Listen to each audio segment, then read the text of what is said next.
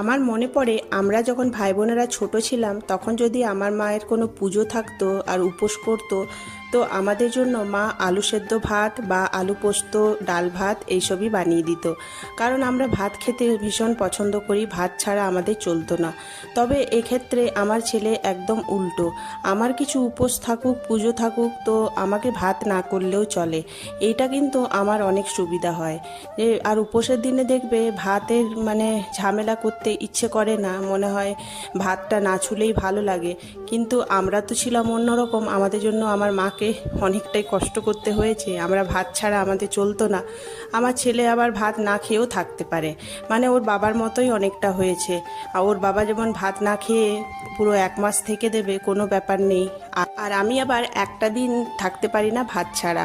তো যাই হোক, এখানে দেখো এটা ছিল কালকের ব্লগ, মানে কাল সোমবার উপোস ছিল। তো পুজো টুজো করার পর তারপর ছেলের জন্য এখানে বানাচ্ছিলাম আলুর তরকারি।